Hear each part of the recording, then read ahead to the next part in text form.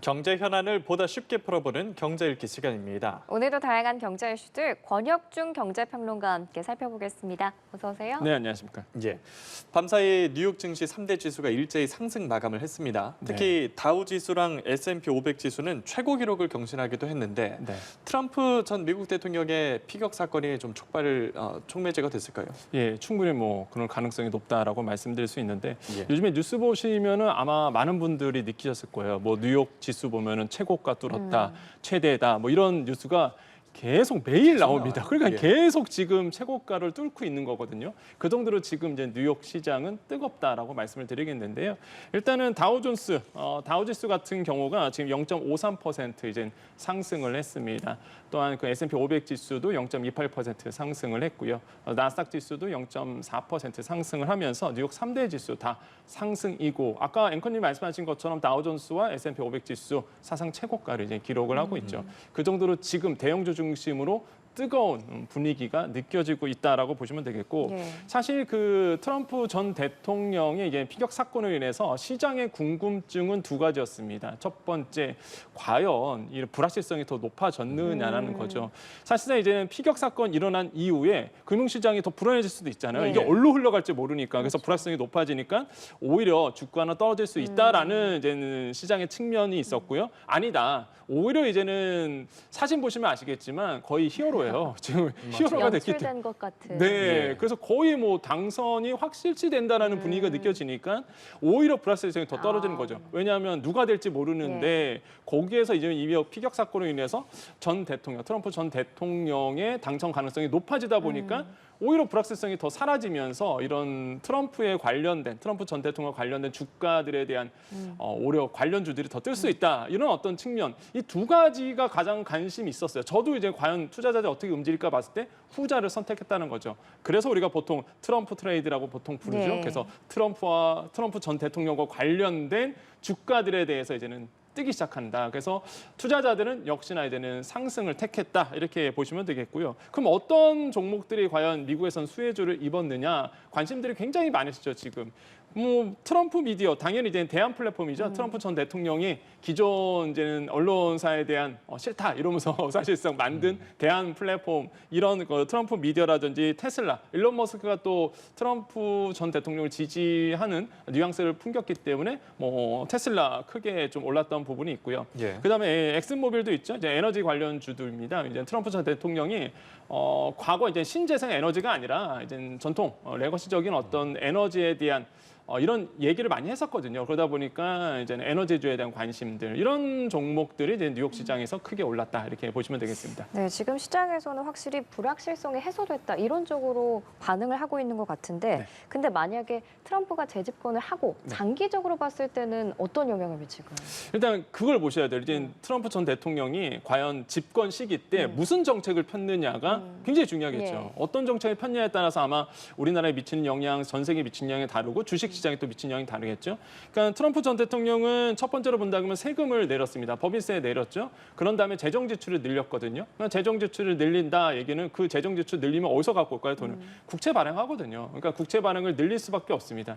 그럼 채권 발행하다 보니까 당연히 이제는 시장의 관심들은 이제 채권 시장으로 쏠릴 수밖에 없고, 그러면 막대한 돈이 또 풀린단 말이에요. 그러면 이제는 인플레이션에 대한 지금 인플레이션 물가가 좀 잡히고 있는데 오히려 이제는 인플레이션을 더 자극할 수 있다. 반등시킬 수 있다. 이런 이제 전망치가 나오는 거죠. 두 번째로는 또 보편적 관세 얘기합니다. 지금 10% 관세 무조건 하겠다라는 얘기를 이제 계속 공약으로 내놓고 있고요.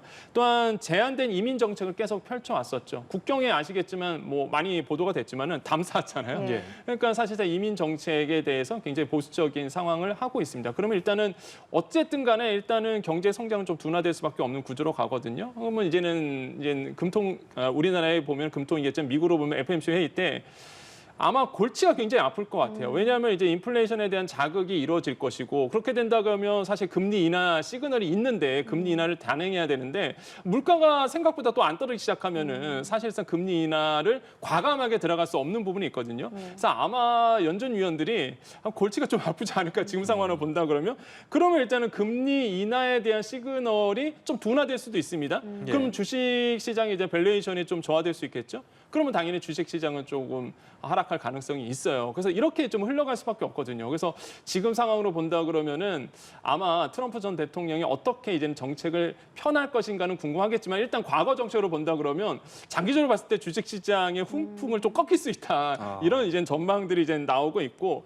특히 우리나라 시장으로 본다 그러면 좀 이슈가 좀 많은 게 사실상 뭐 아까도 나왔지만은 10%의 이제 관세, 보편적 관세를 한다 그러면 충분히 우리나라 시장에도 영향을 줄 수 있습니다. 왜 그러냐면 지금 1월과 6월 달 상반기에 대미 무역 수지를 봤더니 287억 달러 흑자예요. 우리 입장에서. 그럼 미국 입장은 적자란 말이에요. 사실상 그러면은 도널드 전 대통령의 성향을 본다 그러면 아마 보복 관세라든지 우리나라에 어쨌든 간에 제스처를 취할 거라고 보고 있어요. 그래서 이제 한국은행 쪽에서도 이러한 관련돼서 보고서를 과거에 내놨습니다. 4월 달에. 어떻게 내놨냐면 이런 정책적인 부분에 대해서 우리나라의 무역 흑자에 대한 부분에 대해서 정책적인 어떤 대안을 마련해야 된다. 무조건 뭐 흑자가 나왔으니까 좋다 이게 아니라 미국의 이제는 대선 흐름에 따라서 우리도 정책을 달리해야 된다. 이런 보고서를 내놨었거든요. 맞는 것 같고요. 그렇기 때문에 지금 상황으로 본다 그러면은 이런 트럼프 전 대통령의 당선에 대해서 우리가 좀 관심을 더 가질 필요가 있고 대안을 좀 마련해야 된다고 생각을 해보겠습니다. 예,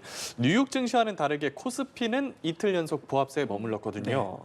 증권사들이 내놓은 하반기에 코스피가 3,000선을 돌파할 것이다라는 전망 아직도 유효합니까? 저는 유효하다라고 예. 말씀을 드립니다. 왜냐하면 일단은 트럼프 전 대통령과 관련돼서 어제 주가 오늘도 마찬가지고요. 사실 이제 뭐 방산주에 대한 관심들이 이제 높아지고 있는 추세입니다. 아마 투자하신 분들 입장에서는 굉장히 관심이 많으실 텐데 그럼 뻔해요. 사실 방산주가 오르는 이유는 뭐 아까도 말씀드렸지만 트럼프 전 대통령이 정책적으로 봤을 때 어떤 정책을 했느냐.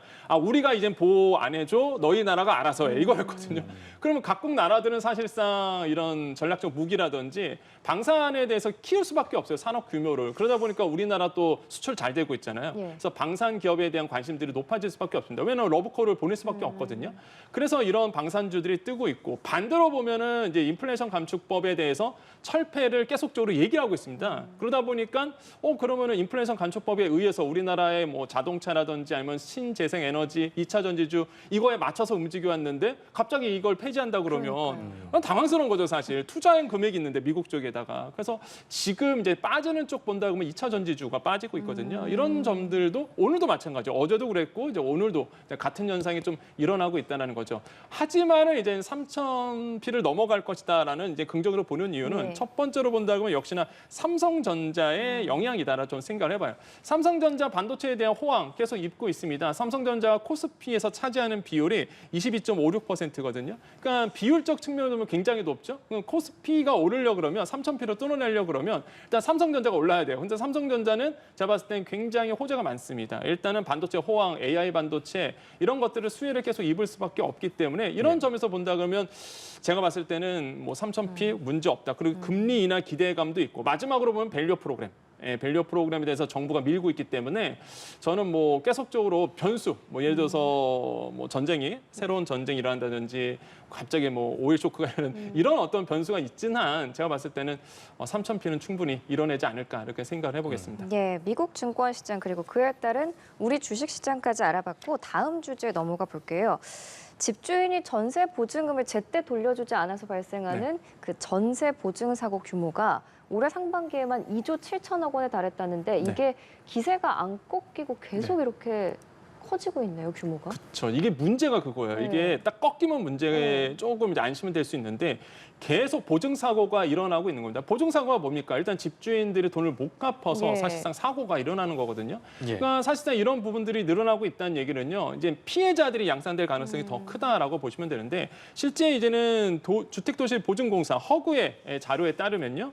일단 올해 1월부터 6월 전세 보증금 반환 보증 사고액이 2조 한 6천억 원 정도 된다 이렇게 밝혔습니다. 그다음에 건수로 본다 그러면 12,000건 정도가 되는데 이게 역대 최대예요. 이게 작년 대비해서 43% 늘어났거든요. 이걸 연간으로 따지면 역대 최저치입니다. 그러니까 이게 계속 줄지가 않고 계속 늘어나고 있다는 건데 다만 이제는 위안 삼을 수 있는 게 보증 사고액, 그러니까 월별로 따지면 이 보증 사고액 좀 감소세로 나가고 있는 거 이런 거는 조금 위안이 돼요. 예를 들어서 보겠습니다. 지금 자료를 보면은 2월 달에 보증 사고액이 한 6천억 정도가 되거든요. 근데 3월 달 와서는 4천억 정도, 4월에 4천억 정도. 그래서 6월 달로 보면 한 3천억 원 정도 이렇게 보증액은 사고액이 좀 줄긴 합니다. 하지만은 사실상 아직도 달마다 3천억 원씩 계속적으로 사고가 일어나고 있는 거거든요. 사실상 이 금액이 쌓이고 쌓이면 연간으로 봤을 때는 이 금액이 5조 원에 육박할 것이다 이렇게 나오고 있어요. 그러니까 이게 엄청난 큰 금액이고 예. 사실상 역대 최대의 금액으로 보시면 됩니다. 그러니까 이게 줄지가 않고 있다는 부분이 굉장히 좀 안타깝다고 생각을 해보겠고요. 그렇게 된다 그러면 그런 이유를 본다 그러면 역시나 이런 전세가 2020년 말부터 그때 굉장히 피크였거든요. 네. 2021년도 하반기 전세값이나 집값 다 피크였는데 그때가 이제 돌아오는 거예요. 사실상 이제 2+2다 보니까 2020년도에 맺었던 거 2024년도에 돌아오잖아요. 그럼 못 갚는 겁니다. 집주인들이 못 갚다 보니까 사실 대외변제액도 커졌죠. 허그가 대신해서 물어준 금액, 대외변제액도 지금 사상 최저치를 가고 있어서 굉장히 좁은 지금 전세 시장의 불안감이 굉장히 높아지고 있다. 그래서 사고액이 제가 보기에는 계속 늘어날 수 있다라고 좀 생각을 해보겠습니다. 그러면 허그의 재무 건전성에는 좀 우려가 없을까요? 빨간불 들어왔죠, 사실상. 왜냐하면 이게 줄으면 문제겠는데 예. 이 계속 지금 앞으로 나올 거거든요. 그러니까요. 이거 ING입니다. 그러니까 현재 진행형이에요, 지금. 그러니까 이게 계속적으로 현재 진행이 되다 보니까 매달 3천억 원씩 계속적으로 지금 마이너스가, 그러니까 사고가 나고 있고 그러면 이제 대위 변제액도 그만큼 커질 수밖에 없거든요. 이런 점을 봤을 때는 좀 불안감이 높아지고 있고 특히 이제는 지역적으로 본다면 화곡동입니다. 네. 이미 다 아시겠지만 화곡동에 네. 신축 빌라 굉장히 많았고요. 이쪽에서 이제 사고가 많이 일어났는데 지금 전세 사기 규모를 본다 그러면 서울 화곡동이 이제는 498건입니다. 예. 이게 굉장히 크죠. 이게 올해 1월부터 5월 사이에요. 이 기간이 봤을 때. 그래서 498건에다가 피해 규모가 지금 금액으로 보면 1,100억 원 정도 나오고 있고 와. 2위로 본다 그러면 사실 이제는 인천 이제 부평동, 그다음에 3위가 인천 주안동인데 특징이 다 있죠. 신축 빌라가 많다라는 거, 네. 그다음에 다세대 주택이 많다라는 지역. 그렇기 때문에 이 지역에서 지금 전세 사기 규모가 굉장히로 커지고 있고 줄지가 않아요. 특히 이제 화곡동 같은 경우가 이번에 무더기로 경매가 나오고 있는데 이게 대부분이 다세대 주택, 오피스텔, 그다음에 근린생활시설, 근생빌라라고 보통 얘기하죠. 이쪽에서 많이 나오고 있거든요. 그래서 제가 이거를 왜 지역이라든지 아니면 이걸 말씀드리냐면 전세 사신 분들은 사실상 지금 이 지역에서 줄지가 않고 계속 지금 사고가 나고 있다 보니까 주의하시라는 입장에서 좀 말씀을 드린 겁니다. 그래서 신축 빌라 같은 거는 꼼꼼하게 체크하셔서 좀 들어가시고 특히 근생 빌라 같은 경우는 이게 근생인지 아닌지 확인하셔야 되거든요. 대부분 빌라인 줄 아세요. 근데 근린생활시설에 지어진 불법 건축이 있거든요. 이런 점들은 좀 확인하셔야 되겠다. 이 빌라가 근생인지 꼭 확인하시라고 좀 말씀을 드리겠습니다. 네, 이렇게 전세 보증 사고 피해도 끊임없이 발생을 하고 있는데 은행 대출 연체율도 2달째 상승을 하고 있네요. 그러니까 이게 또 불안감이 이제 네. 연체율이 또 상승하고 있는데 네. 물론 이제는 당연히 이제 연체율 상승하는 건 경기가 좋지 않다 보니까 고금리 상태에서 유지되다 보니까 많은 서민들이 이제는 못 갚는 거죠, 사실대로. 그래서 은행 연체액이 지금 증가되고 있습니다. 지금 금융감독원 자료인데요. 지난 5월 말 기준으로 봤을 때 국내 은행의 대출 연체율이 0.51% 이렇게 기록을 했거든요. 전월보다 이제 0.03%포인트 정도 상승을 했습니다. 보시면 아시겠지만은 3월 달에 소폭 떨어지죠. 예, 3월 달에 연체율이 떨어지는 이유가 그 당시에 은행에서 이제는 뭐 말 그대로 이제는 상각이란 매각 처리를 했거든요. 그러니까 상각 처리는 사실상 봤을 때 이제 회수 불가능한 채권, 부실 채권을 그냥 없애버리는 거예요, 장부상에서. 그다음에 이제는 매각이라는 거는 이제 부실 채권을 팔아버리는 거거든요. 그러니까 3월 달에 한번 정리를 싹 했어요. 그래서 예. 그 당시에 이제는 연체율이 좀 떨어졌다가 근데 문제가 처리를 했으면 이게 처리된 대로 해서 좀 하향돼서 모르겠는데 다시 연체율이 치솟고 있는 게 보이잖아요. 예. 그러면은 다시 한번 지금 연체율이 상각을 했음에도 불구하고 매각을 했음에도 불구하고 연체가 계속 나오겠다는 얘기입니다. 그래서 지금 계속 우상향되고 있는 모습들을 보이면서 지금 은행의 연체율이 계속적으로 높아지고 있다. 이런 부분은 이 서민들의 삶이 보인다는 거죠. 지금 대출을 못 갚는 분들이 계속 높아지고 있다. 이런 것들은 좀 안타깝게 생각한다라고 생각해 봅니다. 저희 들어온 자료에 따르면 뭐 대기업 대출 제외하고는 전 부문에서 연체율이 증가를 했다고 하고요. 그 중에서도 특히 자영업자 대출 연체율이 9년 6개월 만에 최고치라고 하거든요.